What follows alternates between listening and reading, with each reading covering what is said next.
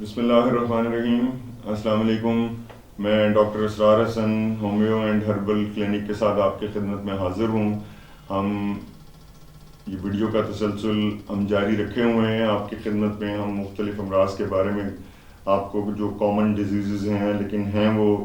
بہت زیادہ، جس میں سرجری بھی انوالو ہے، ہم ابھی اب تک جس طرح ہم نے کمر کے سلسلے میں گردے کی پتھری کے سلسلے میں آپ کی خدمت میں ویڈیو پیش کی ہے، آج کا ہمارا ٹاپک اسی طرح پروسٹیٹ گلینڈ کے حوالے سے ہے۔ یہ بھی ایک کامن ڈیزیز ہو گئی ہے اور اس کو تصور یہ کیا جاتا ہے اور مشاہدہ بھی یہی ہے کہ یہ 40 سال سے اوپر، 50 سال، 60 سال اس عمر میں جا کے پروسٹیٹ گلینڈ کی تکلیف کی بیماری سامنے آتی ہے۔ عموماً نوجوانوں میں یا 40 سال کے کم عمر میں لوگوں میں یہ اتنی کامن ڈیزیز نہیں ہے، لیکن کیونکہ آج کل ہمارا جو بیلنس ڈائٹ کا سلسلہ ہے اس کو ہم اتنی توجہ نہیں دے رہے، جس کی وجہ سے بعض اوقات یہ جلدی بھی ہو جاتا ہے پروسٹیٹ گلینڈ کا مسئلہ۔ تو اور اس میں ڈاکٹر عموماً سرجری ہی ریکمینڈ کرتے ہیں کہ اس کو سرجری کے ذریعے کر دیا جائے۔ بیسیکلی اس کو پیشاب کی نالی کے شروع میں 2 گلینڈز ہوتے ہیں، اللہ تعالیٰ کا ایک نظام ہے جو کہ مزی کے گلینڈز بھی کہلاتے ہیں، اور ان سے رطوبت خارج ہوتی ہے مختلف سچویشن کے اندر۔ تو اس کے اندر سویلنگ آ جاتی ہے، یہ اپنے نارمل سائز سے اور اپنے نارمل ویٹ سے بڑھ جاتا ہے، اور سویلنگ کی وجہ سے جو پیشاب کی نالی کا راستہ ہے وہ تنگ ہو جاتا ہے اور پیشاب کا اخراج ٹھیک طریقے سے نہیں ہو پاتا، اور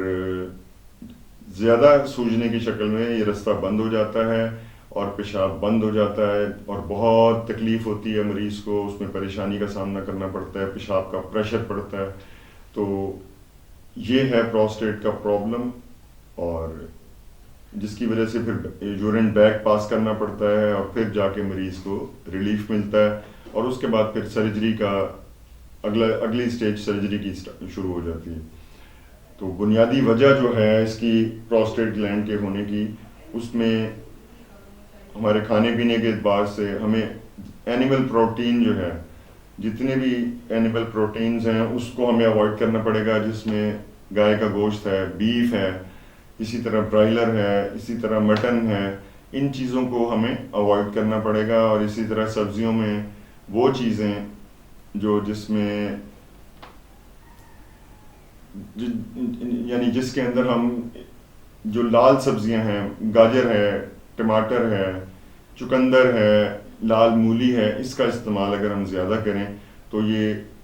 فائدہ مند ہوتا ہے پروسٹیٹ گلینڈ کے مسئلے کو کم کرنے کے لیے۔ اسی طرح چائے کا زیادہ استعمال جو ہے وہ پروسٹیٹ میں نقصان پہنچاتا ہے۔ اگر پروسٹیٹ کا پرابلم کسی کو ہو گیا ہے تو اس کو چاہیے کہ وہ چائے کو اپنے کم سے کم کر دیں،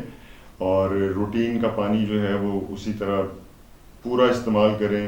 12 سے 14 گلاس، 16 گلاس گرمیوں کے موسم میں ایک منیمم ریکوائرمنٹ ہے ایک عام آدمی کے لیے۔ تو ہم اس سلسلے میں آپ سے یہی گزارش کریں گے کہ ہم اپنی ڈائٹ کے حوالے سے ایک تو احتیاط کریں، اور اپنے نارمل جو لائف سٹائل ہے اس کا خیال کریں، تو یہ بیماریاں آرام سے ہومیوپیتھک طریقہ علاج سے بھی بڑی آسانی کے ساتھ ٹھیک ہو جاتی ہیں۔ اس سلسلے میں عرض کر دوں کہ ہومیوپیتھک کے اندر اس کے لیے کافی ساری دوائیاں ہیں جو ہم علامات کے ساتھ ساتھ اس کو ٹریٹ کرتے ہیں، اور یہ مسئلہ حل ہو جاتا ہے الحمدللہ، اور سرجری سے جان چھوٹ جاتی ہے۔ اس کے اندر ہمارے پاس بہت اچھی دوائی ہے سابل سیریولاٹا۔ سابل سیریولاٹا ایک بہت اچھی دوائی ہے، اور اس کے ساتھ ہم اسٹیفی سیگریا جو ہے وہ ہم استعمال کرواتے ہیں۔ تو پھر اور عموماً ان 2 دوائیوں سے پروسٹیٹ گلینڈ اپنی اوریجنل شیپ میں سویلنگ ختم ہو جاتی ہے۔ اگر سویلنگ ہو تو ساتھ ہم بیراڈونا بھی استعمال کرواتے ہیں، ایکونائٹ استعمال کرواتے ہیں، اور یہ 10 دن، 15 دن، 20 دن کے اندر یہ پروسٹیٹ گلینڈ اپنی جگہ پہ واپس آ جاتا ہے، پیشاب کا فلو ٹھیک ہو جاتا ہے، مثانہ پوری طرح خالی ہو جاتا ہے۔ ورنہ مریض کو بار بار پیشاب کے لیے جانا پڑتا ہے، بار بار پریشر پڑتا ہے، کبھی قطرے قطرے ٹپکتا ہے پیشاب، اور کبھی اس کا فلو پورا پریشر ٹھیک نہیں ہوتا۔ تو یہ ہماری ادویات ہیں جو کہ ہم آپ ان کو دیتے ہیں، اور ان کے حصول کا طریقہ بھی آپ کو پتہ ہے کہ ہم نے اپنی بتایا ہوا ہے کہ آن لائن ہم سے لے سکتے ہیں، کوریئر کے تھرو لے سکتے ہیں، تو اور مجھ سے رابطہ کر سکتے ہیں۔ تو یہ آج کی ویڈیو تھی۔ اس میں اینڈ میں جس طرح ہمیشہ میری ریکویسٹ ہوتی ہے، چینل کو سبسکرائب کر دیں،